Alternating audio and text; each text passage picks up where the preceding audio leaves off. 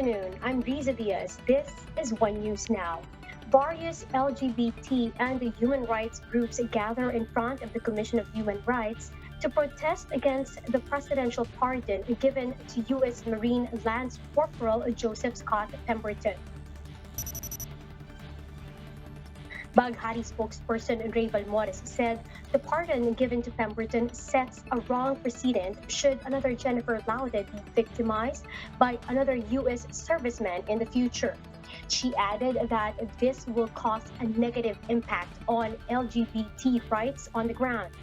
Meanwhile, Karapatan Secretary General Cristina Palabay hopes this will serve as a lesson and prevent a similar case from happening.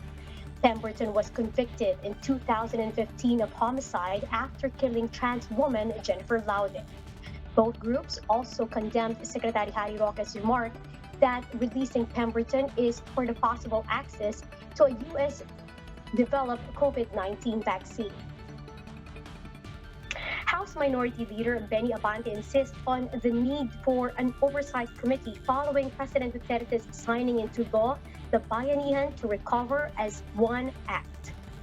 Abante said the utilization of the 165.5 billion peso economic stimulus package needs to be guarded closely.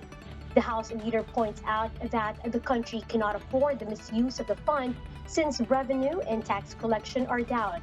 The president approved last night the measure which requires him to submit to Congress monthly reports regarding its implementation. The law also provides 10 billion peso fund for standby for purchase of a COVID-19 vaccine once available.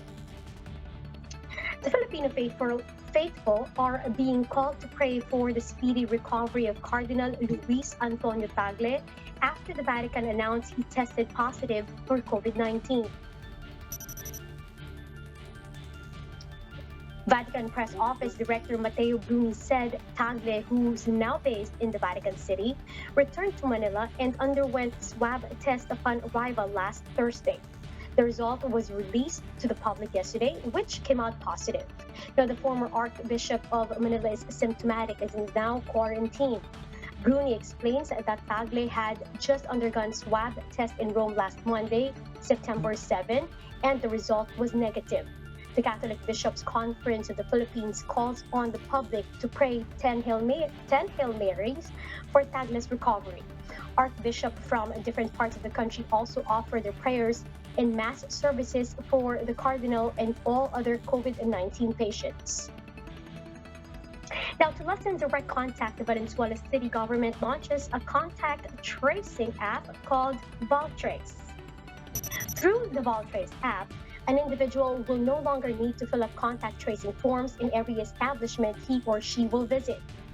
They only need to show their unique QR code that will be generated through the app. Records of the places they have visited will be registered in the city's mega contact tracing center. The Valtrace app is now downloadable for free in their website, valtrace.appcase.net.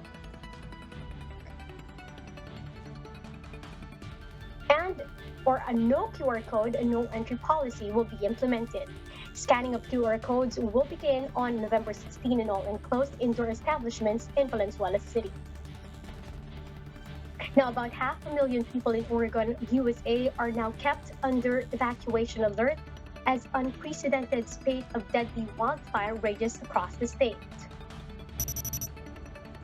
Thousands of homes have been gutted, making Oregon the latest epicenter in an outbreak of fires sweeping the western United States. It has scorched land the size of New Jersey and has killed at least 25 people. Oregon Governor Kate Brown warns the death toll could grow far higher as dozens of people have been reported missing. Authorities are also bracing for possible mass fatality incidents as disaster teams search scorched ruins of about half a dozen small towns laid to waste. Now, for more updates, follow News 5, Philippine Star, and Business World Online. You may also visit our website, onenews.ph, for more in-depth analysis. You can also catch One News on Signal Play app. Register now for a free account at www.signalplay.com and stream One News live anytime, anywhere. I'm Riza Diaz. We are One News.